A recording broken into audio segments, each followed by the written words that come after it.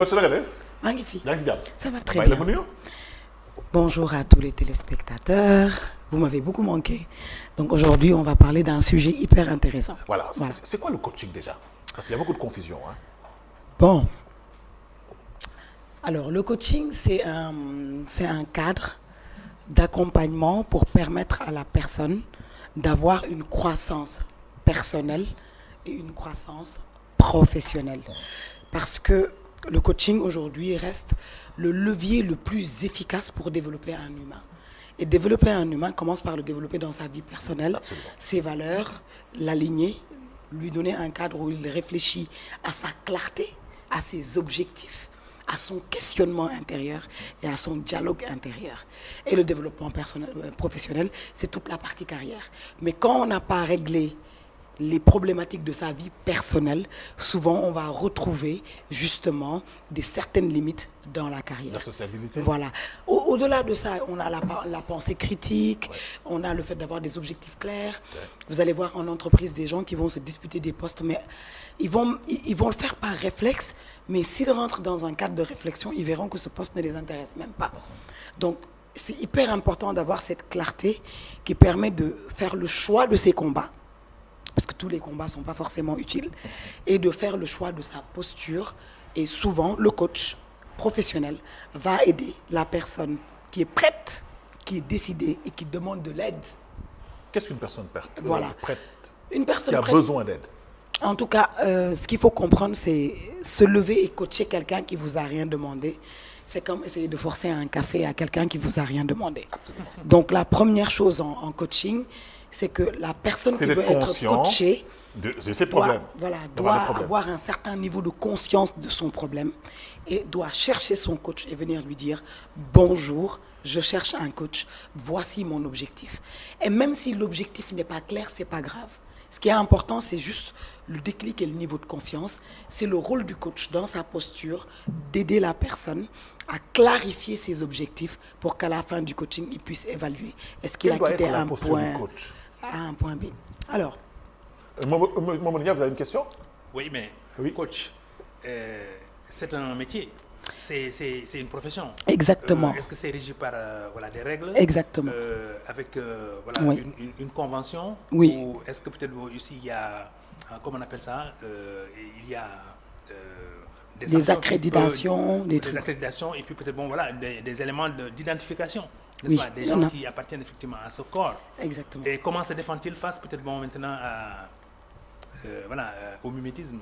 Alors, au Sénégal, en tout cas, ou en Afrique en général, beaucoup de gens peuvent s'autoproclamer coach. C'est ça. Mais il faut savoir que coacher, un coach n'est pas un formateur. Un coach n'est pas un consultant.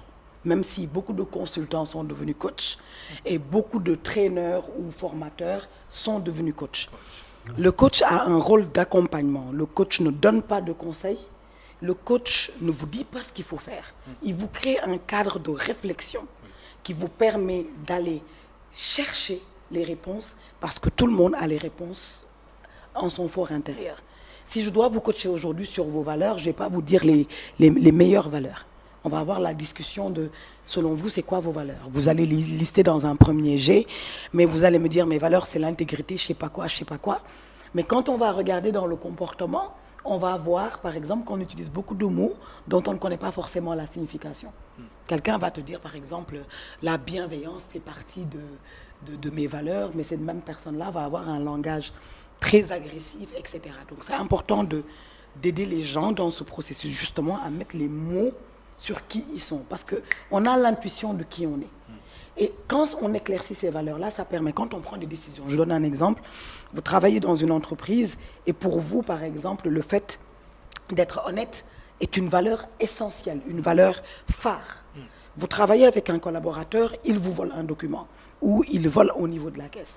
Vous n'allez pas forcément hésiter à vous séparer de lui, tout simplement parce que vos valeurs ne sont pas alignées aux valeurs de cette personne-là, qui n'a pas de problématique à voler.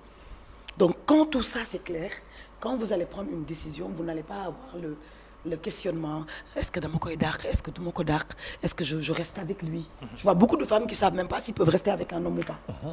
Parce qu'elles n'ont pas défini leurs valeurs. Si tu sais que dans tes valeurs, il y a du respect, Quand quelqu'un ne te respecte pas, tu sais que vous ne pouvez pas être dans la même sphère. Et on est quand même la moitié des 5 personnes qu'on fréquente. Donc si on est respectueux et qu'on fréquente 5 personnes irrespectueuses, ils déteignent forcément dans notre système de pensée. Donc si on revient à la question du coach professionnel, le coaching professionnel est un métier. Il y a des organismes de coaching et il y a des organismes de certification et d'accréditation. Et entre les organismes, quand vous êtes certifié, je donne un exemple.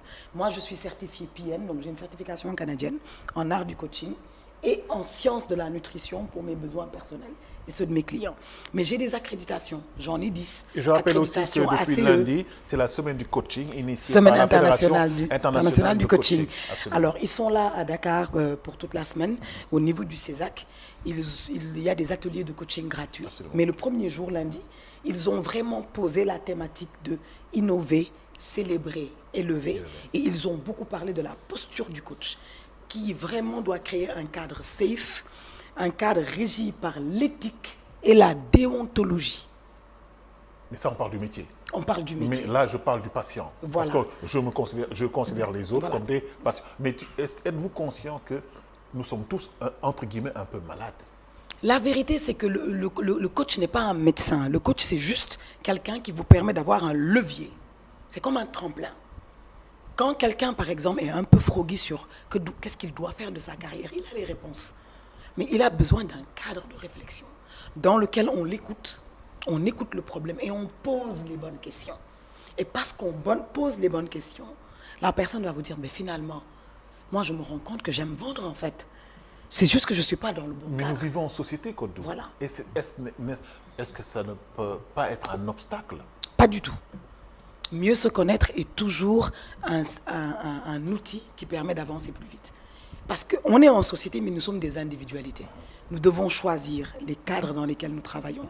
Nous devons choisir les gens avec lesquels nous nous mettons en couple. Nous devons choisir les gens avec lesquels on interagit. Et quand on veut croître de manière sérieuse, il faut choisir son réseau, parce que le réseau aussi est un tremplin. Alors, donc il faut savoir qui on est. Alors, je me fais le porte-voix de 2 personnes Oui. qui ont envie de vous jeter une pierre, Oui, mais qui n'ont pas les moyens de le faire. J'écoute. Ils disent, mais voilà. Faites-lui moins. Ne le faites pas trop mal. Hein. Voilà. Non, ils disent, est-ce que ça n'est pas coacher ou coaching, est-ce que ça n'est pas un attribut des pays européen. européens où il y a un individualisme un peu exacerbé, alors que nos sociétés sont plus ou moins communautaires, avec une certaine collégialité. Donc, l'isolement peut provoquer peut-être des choses qui font que peut-être voilà, le besoin de coaching se fait sentir. Tandis qu'ici, peut-être voilà, il y a les badianes, les tantes, les oncles, les grands-pères, tous dans une même maison. Si bien peut-être que les problèmes psychiques, les problèmes psychologiques ou des problèmes peut-être voilà, du moi ne sont pas si exacerbés que ça. Est-ce qu'un coaching peut prospérer dans des pays comme le nôtre? Bien sûr. Parce que vous avez dit que vous êtes accrédité au Canada. Alors, Et vous êtes certifié même au Canada, oui. Mais maintenant, quel est le processus de validation de vos certificats ici au Sénégal? Est-ce qu'il y a également... Il n'y a pas de processus au Sénégal, c'est des diplômes internationaux. Okay. Là, actuellement, c'est la semaine internationale du coaching. Si tout se passe bien, d'ici 1 an, il y aura justement un collectif de régulation et de pairs au Sénégal, mais ça se construit. Mais il faut savoir, par exemple, qu'en entreprise, quand vous prenez quelqu'un, que vous le nommez sur un poste, il est compétent pour le poste d'où il vient. Vous n'avez aucune preuve qu'il a la compétence pour le poste où il va. C'est une présomption de compétence. Oui, c'est une présomption de compétence. Et ces gens-là, je les rencontre tous les jours, avec leur peur, avec surtout la difficulté de dire je m'adresse à qui. Aujourd'hui, un dirigeant, quand il est dans la solitude du dirigeant, on est au Sénégal, un dirigeant est supposé être riche, bourgeois, blabla. Mais c'est un humain comme vous et moi. Dans ces questionnements, il le fait avec qui? C'est pas pour rien qu'il y a des coachs de dirigeants. Quand je coach en entreprise, par exemple, je suis essentiellement dans des CODIR, essentiellement avec des chefs de département ou des dirigeants. Ñooñu am nañ bàjjan, am nañ papa, am nañ yaay. Mais est-ce qu'ils ont le narratif pour aller chercher le modèle qui est déjà passé par un chemin sur lequel eux, ils peuvent se projeter? N'oublions pas qu'on fait partie des pays les plus pauvres du monde. Il n'y a pas d'hasard. Vous savez, je donne un exemple. Il faut dire aussi que ce dirigeant est supposé être formé à la base pour effectivement parfaitement pouvoir gérer ce genre de situation et de pression. Mais la croissance, on parle de croissance, hein. On ne parle pas de formation initiale. Parfaitement. Quand je parle de soft skills, d'intelligence émotionnelle, de capacité à se mouvoir, quand vous êtes dans une entreprise et qu'on nomme quelqu'un sur un poste important, on ne va pas forcément nommer celui qui sait travailler le plus, on va nommer celui qui est le plus diplomate, celui qui s'exprime le mieux, celui qui a le bon profil. Qui a le bon profil. Qui a le bon profil. Et le bon profil, il n'est pas que technique. Il est technique, mais il faut quelqu'un qui a la pensée critique, il faut quelqu'un qui sait s'exprimer, C'est un tout. il faut quelqu'un qui sait gérer les conflits, il faut quelqu'un qui sait apaiser les équipes, il faut quelqu'un qui sait inspirer, qui sait dire voici la vision, suivez-moi. Tout à fait. Et ça s'apprend. Et j'ai envie même de leader. vous suivre quoi avec vos élans. Non, j'ai envie même de On a la 2 suivre minutes, avec hein. ça. Maintenant, il y a des Mais- gens qui ont le leadership inné. Hein. Vous savez, mettons une séquence dans les années 80. À l'époque, il y avait encore une autorité parentale. Très forte. Le patriarche était encore Très le patriarche forte. dans une famille. Quand des neveux ou des petits-fils ou des enfants, des fils sont nommés à des postes de responsabilité, il y avait une sorte de réunion familiale autour peut-être des nouveaux promus. Et ça, on transmettait les valeurs, mais en même temps, il y avait peut-être des cousins qui ont également le culot de pouvoir peut-être s'opposer au cousin qui vient d'être nommé. C'est vrai. Pour dire, moi je vais être votre bête noire, celui qui va vous objecter quand vous êtes dans des dérives. Exactement. Celui qui ne sera pas là quand vous festoyez, celui qui ne sera pas là quand vous êtes peut-être sous le soleil, mais qui sera là quand peut-être les moments durs vont arriver. Mais ce n'est pas une initiative personnelle, c'est une initiative communautaire Tout à fait. de régulation. Tout à fait. Voilà. Alors que quand on se fait coacher, c'est on décide qu'on a des limites. On décide, j'ai pas confiance en moi, je stresse un peu quand je m'adresse au public, je gère 100 personnes, mais je veux en gérer 2000. J'ai une grande vision, je veux réussir et je veux avoir un world class level. Donc, je veux que des gens qui ont fait ce que je veux faire viennent m'éviter le temps perdu à copier un modèle qui ne m'amène pas là où je veux aller. Il est l'heure de se Voilà. Voilà, mais coach, dis, nous def deuxième partie de la semaine prochaine. Inch'Allah, j'en profite pour encourager beaucoup ceux qui sont au niveau du CESA, qui sont en train d'animer des ateliers gratuits pour les J'ai eu dirigeants. le plaisir de recevoir d'ailleurs. Hein, samedi Voilà, passé. donc ils font du très bon boulot. Je vais faire un petit bonjour à Jojo, à Khadi et à Monsieur Sarr, qui sont des précurseurs du coaching au Sénégal. Ah, très bien. Et j'espère vraiment que d'ici l'année prochaine, on aura une vraie corporation, parce que réussir dans un métier, c'est aussi être avec ses pairs, respecter ses pairs et gagner le respect de ses pairs. Merci Kodou, coach Kodou Kébé. Merci beaucoup à toi.